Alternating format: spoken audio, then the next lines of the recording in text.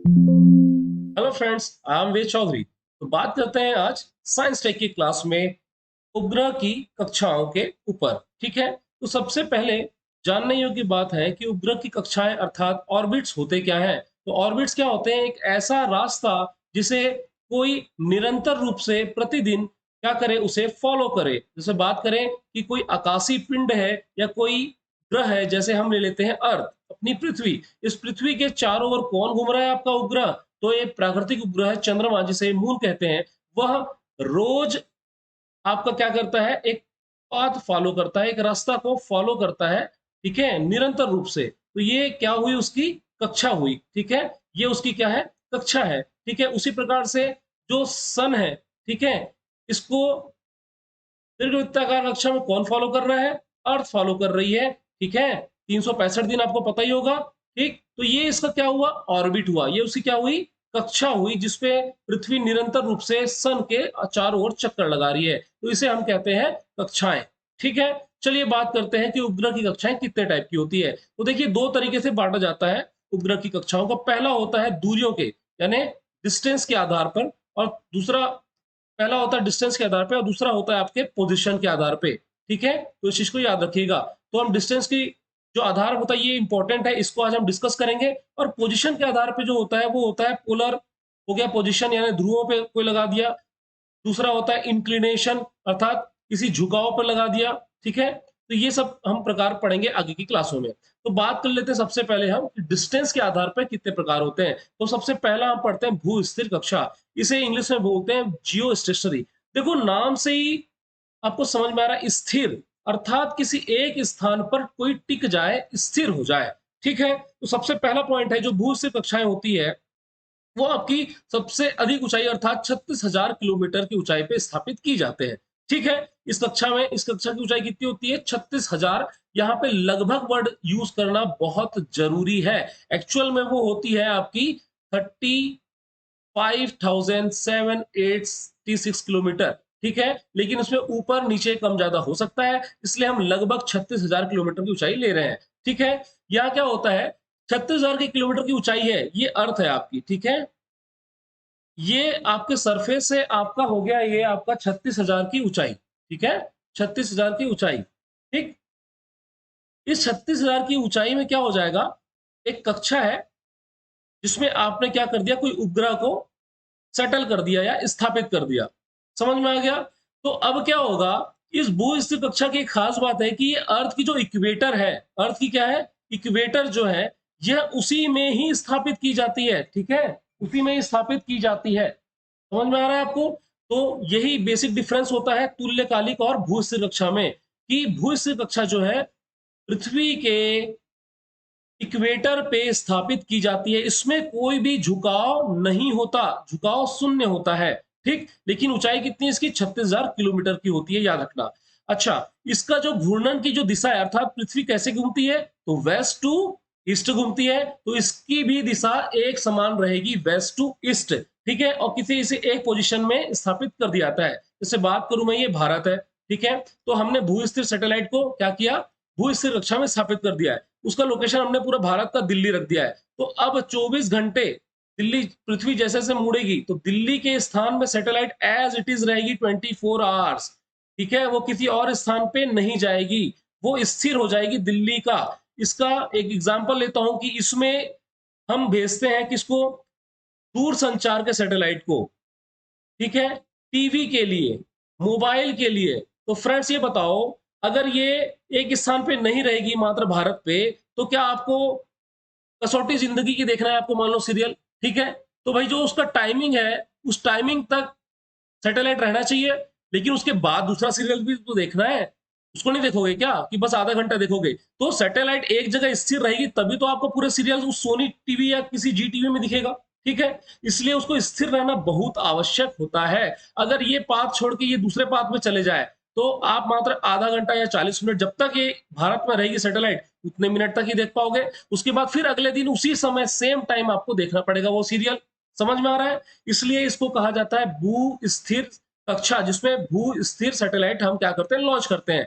ठीक है, that is called Jio stationery orbit. और जियो स्टेशनरी सैटेलाइट जिसको वहां पे हम स्थापित करते हैं। ठीक है, इसे हम जियो सिंक्रोनस इक्विटोरियल ऑर्बिट भी कहते हैं। क्यों इक्विटोरियल? क्योंकि आपको मैंने अभी बताया है, इसे हम पृथ्वी के इक्वेटर के समानांतर ही स्थापित करते हैं, इसीलिए इसे इक्वेटोरियल ऑर्बिट कहते हैं, जिसे हम जियो नाम से जानते हैं, जियो स्टेशनरी अर्थ ऑर्बिट। ठीक है, समझ में आ गया।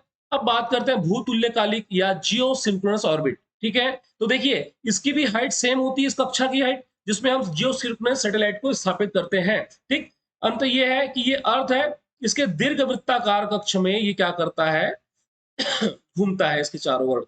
ठीक है, और इसका पृथ्वी का घूर्णन काल कितना है, 24 आवर्स है। सेम एज इट इज रहेगा घूर्णन काल किसका, जियो सिंक्रोनस ऑर्बिट में स्थापित जियो सिंक्रोनस सैटेलाइट का भी। ठीक है, तो यही बेसिक डिफरेंस होता है दोनों में। ठीक है, याद रखना दूरसंचार उपग्रह जो होते हैं वो भू समकालिक कक्षा में ही स्थापित किए जाते हैं, इस चीज का ध्यान रखेंगे आप। ठीक, एक और इंपॉर्टेंट बात बता दूं, चलिए आगे बताऊंगा मैं इस चीज को। ये आपका निम्न भूकक्षा और आपका मध्य भूकक्षा। ठीक है, तो सबसे पहले देखिए ये मियो जो होता है, मियो, व्हाट इज मियो? इसका सबसे अच्छा एग्जांपल है जीपीएस, ग्लोबल पोजिशनिंग सिस्टम। तो वर्ल्ड के जितने भी देशों ने अपना ग्लोबल पोजिशन सिस्टम आप इन लोगों ने स्थापित किया है, वो किया है आपका मियो में।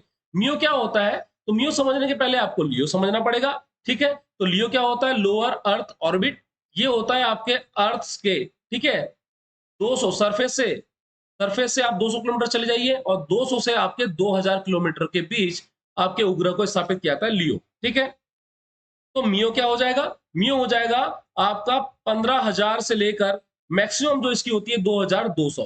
ठीक है, 2200। तो आपका जो अमेरिका का जो जीपीएस है, ठीक है, यूएसए का जो जीपीएस है वो 20,200 किलोमीटर की हाइट पे स्थापित है।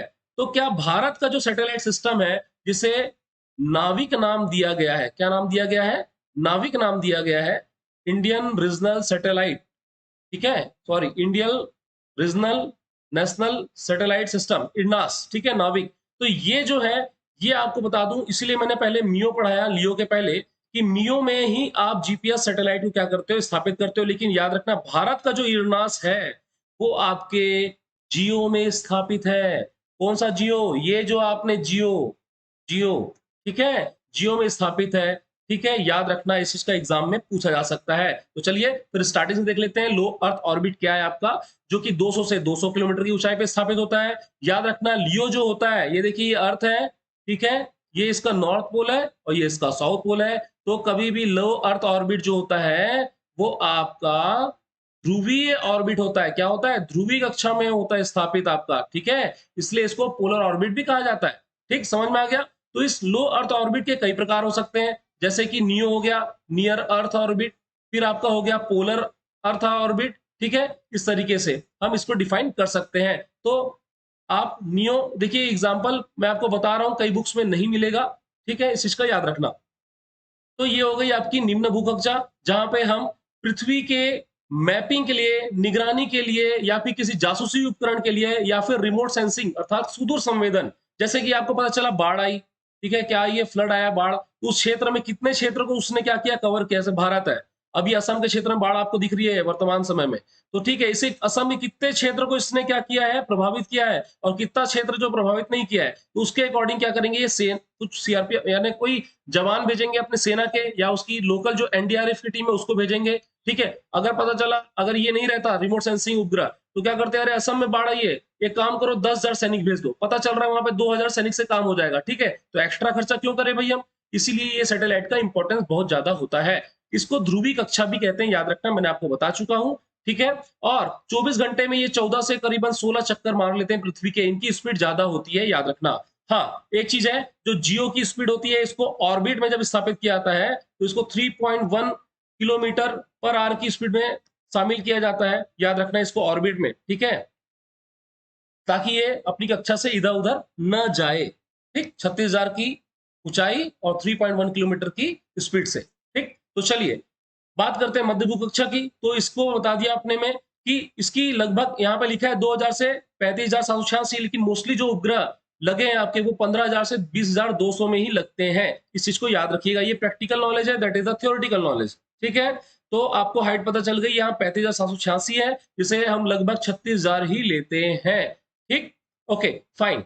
ये देखो यहाँ पे लिखा हुआ है ज्यादातर उपग्रह 20,200 किलोमीटर की ऊंचाई पे, और आपको बता दिया उसका एग्जांपल है जीपीएस, ग्लोबल पोजिशनिंग सिस्टम। लेकिन भारत के जीपीएस का नाम क्या है? नाविक इरनास। ये भैया एक टेक्निकल इशू के लिए ये जीओ में स्थापित किया गया है। उसके बहुत सारे फायदे हैं। देखिए भारत ना कभी नासा को फॉलो नहीं करता, ये इसकी गलतियों से सीखता है। इसरो, स्पेशली इसरो, ठीक है, इंडियन स्पेस रिसर्च ऑर्गेनाइजेशन जो है नासा की गलतियों से सीखता है। इसने जीपीएस लगा दिया कहाँ पे? म्यू में, लेकिन उसकी कई सारी चीजें होंगी जो उसको लॉस हो रही होंगी वहां पे, कई ऐसी एक्स्ट्रा एडवांस चीज जो नहीं कर पा रहा होगा। इसलिए दूरदृष्टि रख के भारत ने क्या किया? नाविक को जियो कक्षा में स्थापित किया। इसके बहुत सारे फायदे भी है। अच्छा बता दूं आपको, जीपीएस में आपके 24 सैटेलाइट्स लगे हुए, कृत्रिम उपग्रह लगे हुए, लेकिन इरनास में केवल 7 लगे हुए हैं भाइयों। कैसे? तो ये आपका पूरा ग्लोब है, ठीक है, ये आपका इक्वेटर है, और ये आपका भारत है, ठीक है। तो आपका 3 सैटेलाइट जो लगी हैं जिसे हम भू स्थिर कक्षा बोलते हैं, ठीक है, यहाँ पे जियो स्टेशनरी सैटेलाइट 3 है, और आपकी जियो सिंक्रोनस सैटेलाइट जो है वो आपकी 1 2 3 4, केवल ये नहीं, सॉरी, 1 2 3 4, ठीक है। तो 4 जगह पे, तो टोटल कितने हो गए? 7 हो गए। याद रखना जियो सिंक्रोनस सैटेलाइट जो है वो इस तरीके से 8 टाइप का पाथ बनाता है, ठीक है। जियो सिंक्रोनस है, स्थिर नहीं रहेगा, बिल्कुल भी स्थिर नहीं रहेगा, किसी झुकाव में रहता है ये, ठीक है। ये झुकाव में रहता है, पृथ्वी के घूर्णन काल का बराबर इसका घूर्णन काल अर्थात 24 घंटे होता है। अच्छा हाँ, बता दूं आपको, घूर्णन काल जो है वो 23 घंटे 56 मिनट 4.9 सेकंड होता है भैया, ठीक है। एक्यूरेट 24 आवर्स नहीं होता, इसको हम लगभग मानते हैं, क्योंकि इतना टफ डेटा एक टीचर को ही पता होगा या तो साइंटिस्ट को पता होगा। अब से आपको भी पता चल जाएगा, ठीक है। तो याद रखना, यह इस ऊंचाई पे स्थित उपग्रह जो होते हैं 12 घंटे में कक्षा पूर्ण कर लेते हैं। इसका मतलब क्या हुआ? ये म्यू जो है वो दिन भर में कम से कम 2 चक्कर पृथ्वी के बिल्कुल लगाएगा। याद रखना इस चीज को, ठीक है। इसका उपयोग क्या होता है? नेविगेशन में मुख्यतः किया जाता है, ठीक। ये एग्जांपल आपको मैं दे चुका हूं। बात करते हैं कुछ डायग्राम की समझने के लिए। तो देखो ये जियो स्टेशनरी है, स्टेशनरी मतलब स्थैतिक, स्टेशनरी मतलब स्थैतिक, अर्थात अगर मैंने, ये भारत है, ठीक है, ये भारत है, और यहाँ पे सैटेलाइट मैंने क्या कर दिया? स्थापित कर दिया। तो अब यहां से खींच दो डंडा, अब इसको ये मान लो कि डंडा इसे चिपक चुका है, तो जैसे जैसे पृथ्वी घूमेगी वैसे वैसे सेम स्पीड से क्या करेगा? वो अर्थ के अराउंड घूमेगा, अर्थात ये अपनी जो पोजीशन है वो आपकी ढीली नहीं छोड़ेगा। इसका मतलब क्या है? पृथ्वी से किसी ऑब्जर्वर को ये क्या दिखेगा? स्थिर दिखेगा। लेकिन जो आपका आपका सिंक्रोनस है, जियो सिंक्रोनस जो होगा वो एक स्थान पे स्थिर नहीं दिखता, याद रखना, ठीक। अब बात करते हैं पोलर ऑर्बिट की। तो ये नॉर्थ पोल है और ये साउथ पोल है, तो बकायदा ये ध्रुवों के सापेक्ष ही क्या करता है? घूमता है। अच्छा, पोलर ऑर्बिट में ही एक प्रकार आता है आपका पीएसएसओ, पोलर सन सिंक्रोनाइज। क्या होगा? ध्रुवीय सूर्य समकालिक, या सूर्य समकालिक या तुल्यकारी सैटेलाइट या कक्षा, ठीक है। उस कक्षा पे घूमने वाले सैटेलाइट को हम क्या बोलेंगे? सन सिंक्रोनस सैटेलाइट, ठीक है, पीएसएसओ। अब ये क्या होता है सर? तो भाई बेटा ये देखो, ये पोलर है, यहाँ पे आपको ये उजाला दिख रहा है, इसका मतलब यहाँ पे सन होगा, जो इसकी लाइट यहाँ तक पड़ रही होगी। लेकिन इसके पीछे क्या है भैया? तो यस सर, हमको पता है, हम साइंस में पढ़ेंगे, इसके पीछे तो शैडो होगा। क्या होगा? शैडो होगा, इसका मतलब परछाई होगी। तो याद रखना, इस पोलर ऑर्बिट को यहाँ जब सन की रेस पड़ेगी, ठीक है, तब तो यहाँ पे उजाला दिखेगा, लेकिन इसके पीछे तो अंधेरा रहेगा। तो पीएसएसओ क्या करेगा? पोलर सन सिंक्रोनाइज, ऐसा उपग्रह जहां 24/7 हमको क्या दिखेगा? सूर्य का प्रकाश इस सैटेलाइट पे पड़ेगा। इसका मतलब क्या है? इससे बहुत अच्छी इमेजिंग की जा सकती है, बहुत अच्छी पिक्चर्स ली जा सकती है। ऑलवेज दिन का ही समय रहेगा। तो सबसे बेहतरीन सैटेलाइट होती है कौन सी? पोलर सन सिंक्रोनाइज, अर्थात ध्रुवीय सूर्य तुल्यकारी उपग्रह। समझ में आ गया? चलिए, ठीक। ये देखिए, ये लियो है, ये यहाँ पे कुछ लिखा हुआ है, ठीक है। ये मैंने इमेज नेट से निकाली थी, पर आपको पता होना चाहिए कि 200 से आपका 2000 किलोमीटर तक का होता है। कुछ कुछ वैज्ञानिक लोग का भी मानना है कि 50 से 2000 भी है, ठीक है, क्योंकि कई चीजें जो है वो नियर अर्थ में भी सेट क्या की गई है, उसको स्टेब्लिश किया गया है, ठीक है। तो नियो हो गया, लो अर्थ ऑर्बिट सैटेलाइट, ठीक है। ये जियो हो गया, जो कि 36,000 लगभग किलोमीटर की ऊंचाई पे करते हैं, जियो स्टेशनरी, ठीक है, जो कि पृथ्वी के किस पे स्थापित की जाती है? इक्वेटर पे, यानी भूमध्य रेखा में स्थापित किया जाता है, इसका कोई झुकाव नहीं होता। बात करते हैं मियो की, तो बता दिया आपको जीपीएस, ठीक, समझ में आ गया। चलिए, आगे बढ़ते हैं। ये देखिए अभी मैंने समझा दिया आपको सूर्य तुल्यकाली क्या होता है। इसमें 24 इंटू आवर्स इसके सैटेलाइट पे क्या होगा, सूर्य का प्रकाश पड़ता रहेगा, अर्थात अर्थ के जिस स्थान पे सन का क्या पड़ेगा, लाइट पड़ेगा, उस स्थान पर ही हमेशा ये सैटेलाइट घूमेगा। शैडो एरिया में सैटेलाइट नहीं घूमता, याद रखना। और ये किस प्रकाश का उपयोग करेगा, दृश्य और अवरक्त प्रकाश का उपयोग करके पृथ्वी की इमेजिंग करता है। तो इससे क्या होता है, मिनरल्स कहाँ फाइंड आउट है, कौन सा क्षेत्र है जहां पे जो ट्रीज हैं वो कम हुए हैं या ज्यादा हुए हैं, इस चीज को ध्यान रखना। कहाँ पे बाढ़ आई है, उसमें कितना प्रभावित हुआ है। अच्छा, ये जो भारत है इसके बाजू में एक छोटू है हमारा, ठीक है, छोटा बच्चा पाकिस्तान, ठीक है, जो बात बात में नाराज हो जाता है, कश्मीर की मांग करता है, पापा हमें दे दो, पर हम उसे नहीं देते। तो इसकी जासूसी करना भी तो आवश्यक है दोस्तों, ठीक है। तो याद रखिएगा, अच्छी इमेजिंग आना चाहिए, रात के समय नहीं आती। तो सूर्य तुल्यकालिक कक्षा का यही फायदा है कि ऑल टाइम सन का लाइट रहेगा तो अच्छी इमेजिंग हो सकती है, एक अच्छी क्वालिटी इमेज आपको मिलेगी, ठीक है। तो सूर्य तुल्यकालिक कक्षा जो होती है वो ध्रुवों के ऊपर से होकर गुजरती है, मैंने आपको चर्चा कर ली है। अब बात करते हैं भूतुल्यकालिक स्थानांतरण कक्षा, जीटीओ। जीटीओ भैया ये अर्थ है, ये अर्थ दिख रहा है, ये पाथ दिख रहा है, ये कक्षा है। अब क्या करना है, साइंटिस्ट लोग बोल रहे हैं नहीं भैया हमको इस कक्षा को छोड़ के जाना है। क्या करना है, छोड़ के जाना है। किस कक्षा में, इस कक्षा में। तो क्या कर देंगे, यहां पर इसको थ्रस्ट दे देंगे, पुश कर देंगे, ठीक है। पुश करने क्या होगा, ये थोड़ा जाएगा, स्पीड बढ़ने से दूसरी कक्षा में क्या हो जाएगा, ये स्थापित हो जाएगा। तो अपनी मुख्य कक्षा से किसी और कक्षा में स्थापित होने के लिए जिस थ्रस्ट का या किस पावर का उपयोग करते हैं, ऐसी कक्षा क्या कहलाती है, जीटीओ कहलाती है, भूतुल्यकालिक स्थानांतरण अर्थात जियोसिंक्रोनस ट्रांसफर ऑर्बिट।